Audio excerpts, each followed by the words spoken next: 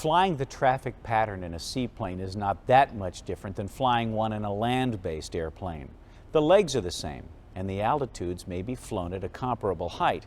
Where the traffic pattern differs is in the fact that you won't have the numbers on the runway to use as a reference, and in many cases, you can adjust your pattern so that your final approach will be directly into the wind.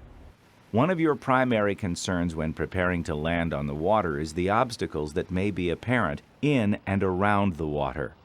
Obstacles may be moving traffic on the water, such as boats and other seaplanes, or they may be stationary and partially submerged, like floating logs. While you may be able to obtain some information about an established seaplane base from a sectional, an airport facility directory, NOTAMs, or through the Seaplane Pilots Association's Water Landing Directory, these sources are only accurate at the time they are published. Conditions and obstructions are subject to change more rapidly when influenced by water. Prior to takeoff or landing on any body of water, it is highly recommended that you survey the area. From the air, a survey can be performed from an appropriately safe and legal altitude prior to entering the traffic pattern. This survey should continue throughout the pattern and until safely secured at the dock. The before takeoff survey should start at the dock and continue until you are safely clear of any obstacles along the shoreline. Thorough scrutiny should be given to the area to assure not only that it is clear, but that it will remain clear throughout the takeoff. Prior to takeoff, you should perform a pre-takeoff check of the aircraft. Unless this check is performed before entering the water or untying from the dock, you will be on the move as you complete your run-up. Be certain that this can safely be performed under the existing conditions and keep a good lookout for obstacles that may be on the move or otherwise. You will perform a normal takeoff directly into a light to moderate wind. If the wind is too light, a glassy water technique will be required. If too strong, a rough water technique may be required. These techniques will be discussed in a moment. During a seaplane takeoff run, there is a point of greatest resistance while you transition through the plowing attitude. This is referred to as the hump because the increasing and decreasing effect of water drag causes a hump in the plotted drag resistance curve. After the hump is passed and the seaplane is traveling on the step, water resistance decreases.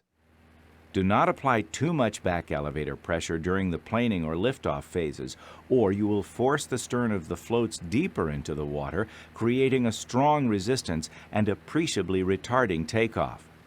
Conversely, if you apply insufficient back elevator pressure, the bows will remain in the water, which also results in excessive water drag. Glassy smooth water increases the adhesive properties of the water's surface and creates additional water drag that must be overcome. This can increase your takeoff run and may not allow the float to unstick from the water without using proper technique. Whenever the water is glassy, you can make your takeoff less difficult by making the takeoff run across the wakes created by motorboats. If boats are not operating in the area, you can create wakes by taxiing the seaplane in a circle and then taking off across these self-made wakes. You can reduce water drag after the seaplane is on the step by applying sufficient aileron pressure to raise the wing and lift one float out of the water. By allowing the seaplane to turn slightly in the direction the aileron is being held, rather than holding opposite rudder to maintain a straight course, considerable aerodynamic drag is eliminated, aiding acceleration and liftoff.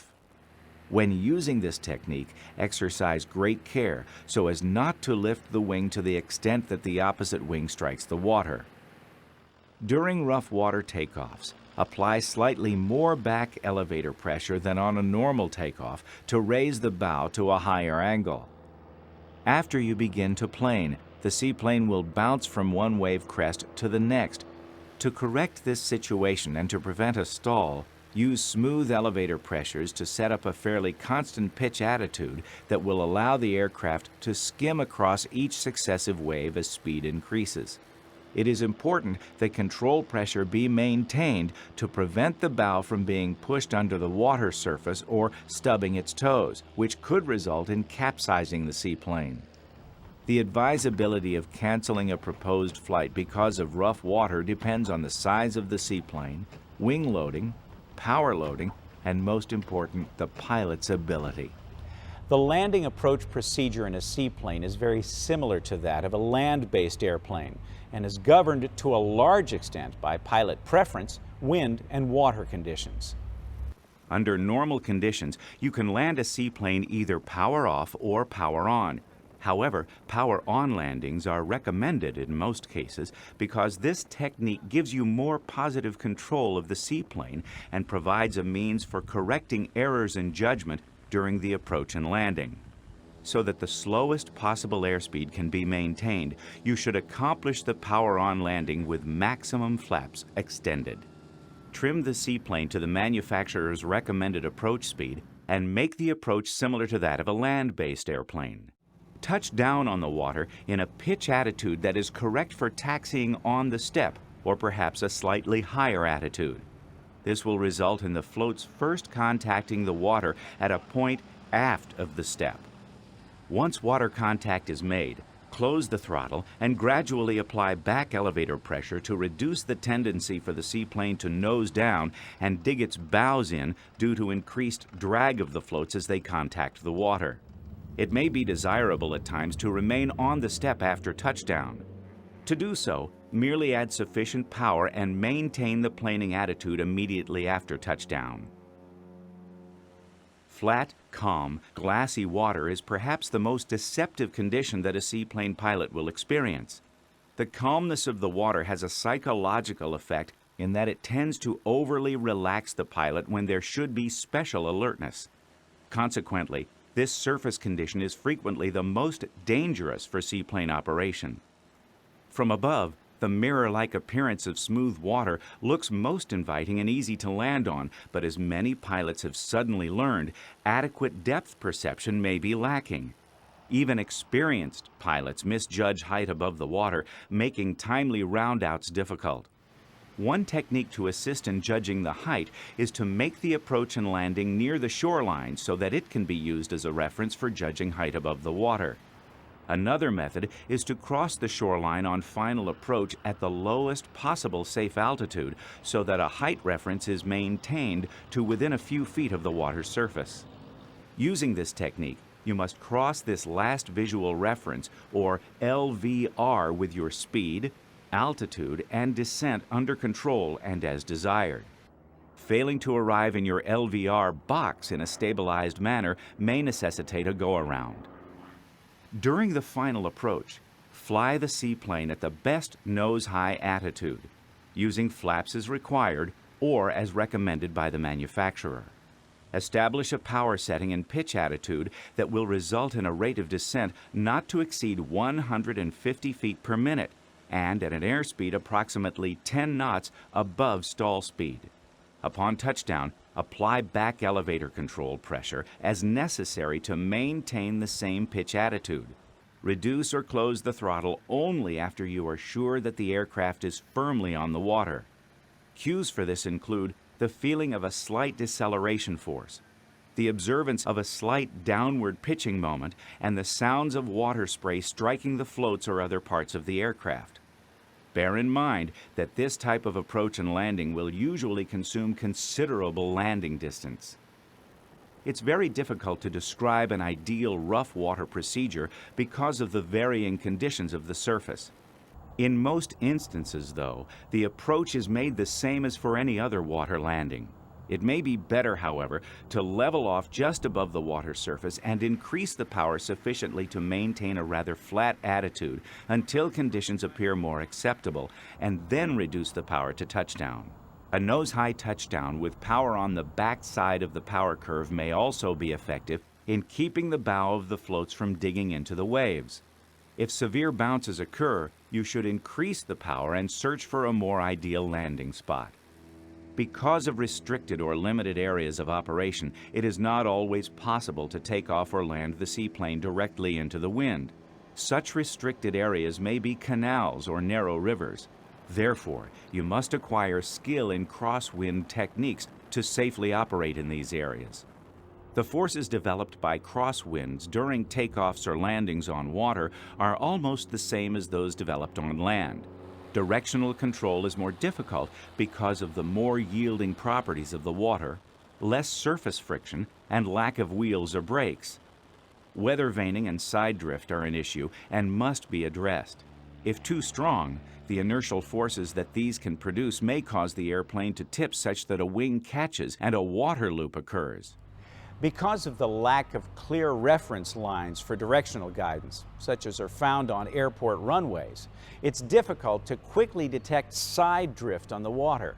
Fortunately, early detection of side drift is not really essential because the seaplane takeoff and landing can be made without maintaining a straight line while in contact with the water.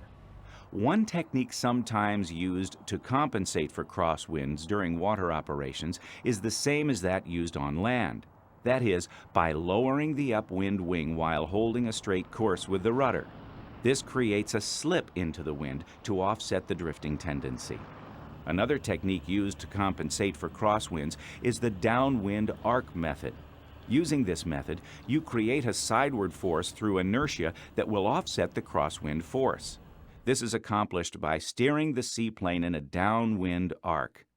Plan an arced path and follow this arc to produce sufficient centrifugal force so that the seaplane will tend to lean outward against the wind force. When operating off a small body of water, confined area techniques must be used. An acceptable technique may be to begin the takeoff run while headed downwind and then turning so as to complete the takeoff into the wind. This may be done by planing the seaplane while on a downwind heading, then making a step turn into the wind to complete the takeoff. You must exercise caution when using this technique, since wind and centrifugal force will be acting in the same direction and could result in the seaplane tipping over. Landing in a confined area requires an appropriate survey of the area. You must determine the path for the approach and landing based upon the conditions observed. A turn after landing as the aircraft decelerates may also be required, and the path for this must also be considered. While never desirable, an emergency approach and landing in a seaplane can provide you with more options than in a land-based airplane. You can, of course, land on the water, but dry land is also an option. For an emergency landing on the water, you will need to select the optimum location for your touchdown. Water with some movement would be preferable to a glassy surface, but you really don't want it to be too rough. You also need to consider where you will end up after you are floating in the water. Without an engine, you will be held at the whim of the wind and the current. You may be able to adjust your destination with your paddle in some conditions, but this may only help a bit. Set up the approach for your intended point of landing much as you would with a land-based airplane. Keep in mind that your seaplane will likely have less gliding performance than its land-locked equivalent. Maintain the recommended speed and configure the aircraft as suggested by the manufacturer. Begin your flare at an appropriate height for the seaplane and allow it to settle onto the water. Take care so as not to run out of forward energy for the flare before touchdown. Presenting what you should know about hull speed and design is flight instructor and author John Rennie. John is an airline transport pilot with more than 14,000 flight hours, including 5,000 in seaplanes. He is the author of Step Up to Floats, the official single-engine seaplane manual of Jack Brown's Seaplane Base in Winter Haven, Florida. John holds type ratings in Learjets and Hawker aircraft and flies these as a corporate pilot when not instructing at Brown's Seaplane Base. Hello, I'm John Rennie. Welcome to the Seaplane Base. What I want to talk about is the hull speed on a float or hull. Hull speed is very important since a hull is designed to do a set speed across the water and go no faster. When the airplane rises onto the step, it reaches its hull speed, the maximum speed the hull can travel through the water. It is impossible to exceed the hull speed even if a jet engine was attached to the float. Hull speed starts to become a factor when considering downwind operations.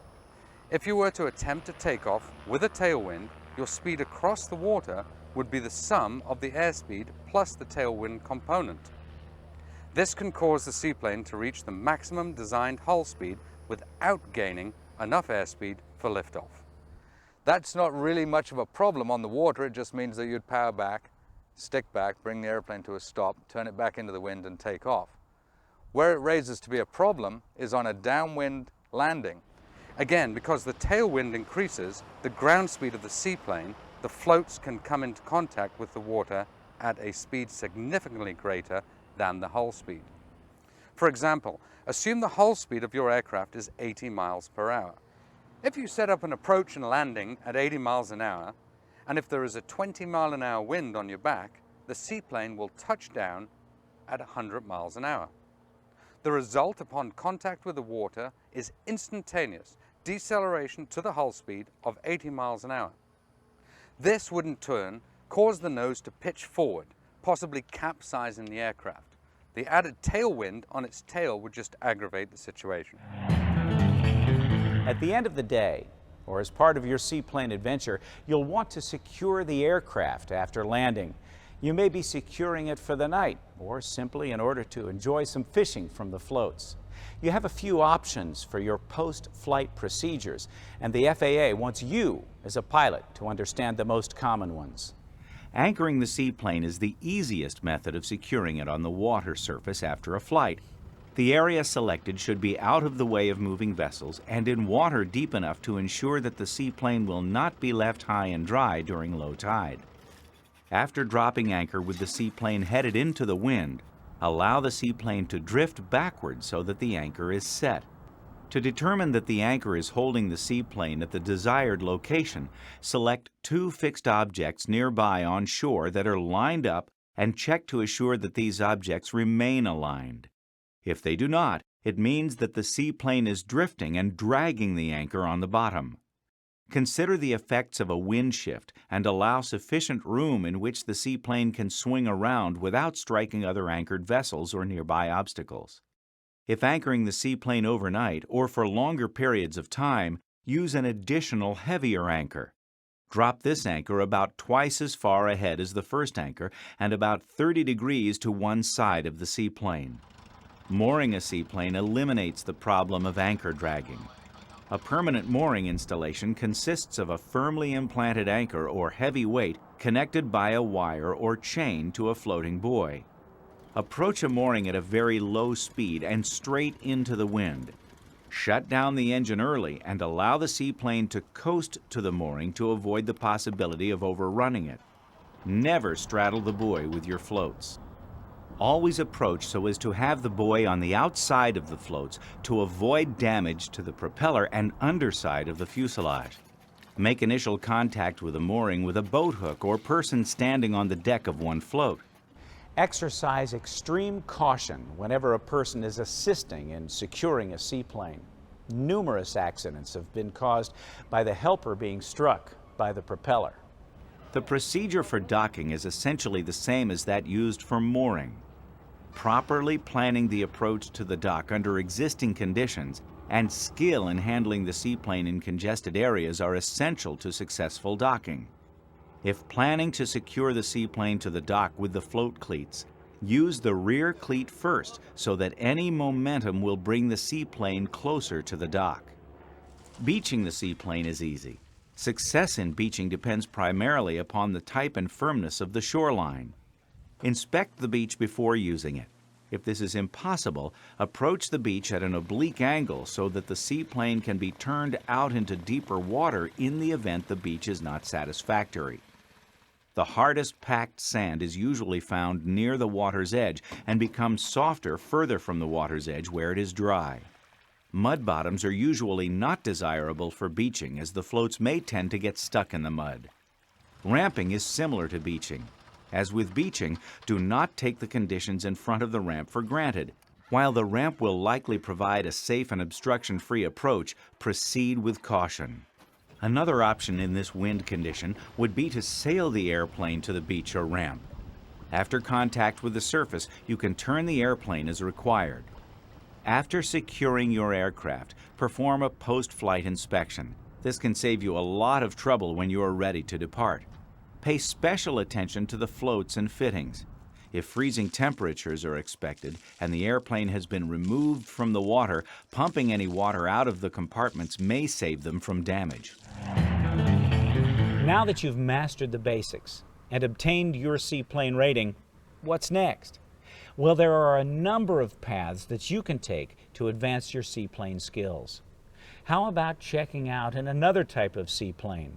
Learning to fly in a J3 Cub on water-only floats is a great way to get started, but stepping up to an airplane with more horsepower and possibly amphibious floats can be a great experience. Speaking of floats, if you learn to fly a seaplane on them, maybe some transition training in a flying boat or hull-type seaplane is in order. While many of the skills that you learned are transferable, there are differences. Learning these will make you a better pilot of either type. Perhaps a multi-engine seaplane rating is in your future. Learning to handle the wind with asymmetric thrust presents a whole new challenge and a better understanding of the dynamics of water flight. Additional instruction that you receive in a seaplane may also qualify you for Sea Wings under the FAA's Pilot Proficiency Award Program. Just like the Wings program for land-based pilots, earning a Sea Wings level can be used in lieu of taking a flight review. Plus, you'll earn a distinctive Sea Wings pin. Check out Advisory Circular 61-91 for more information. If you'd like to use your newly acquired rating to explore wilderness lakes, you won't want to do this without some training. Find an expert in this field to teach you the skills that are required for this demanding type of flight. Learning additional skills does not have to be all work. Why not meet some friends at a local float-in restaurant with seaplane access? This will give you a chance to practice your skills and enjoy a $100 hamburger as well. As with any new skill, it's always best to find an instructor with experience in these areas to introduce you to the finer points of the operation. A book or video is not a substitute for a competent instructor. As you can see, getting the rating is only a small part of truly learning to fly a seaplane. Experiences that you gain exploring additional areas will go a long way to making you a better seaplane and land-based airplane pilot. Thank you for joining us for Sporty's What You Should Know About Transitioning to Seaplanes. We hope you've enjoyed this introduction to water flying as much as we've enjoyed making it. If you'd like to find out more about seaplane flying, take a look at any of the excellent books on this subject, available from Sporty's. You'll be glad you did. For all of us here at Sporty's Academy, I'm Rob Ryder. So long.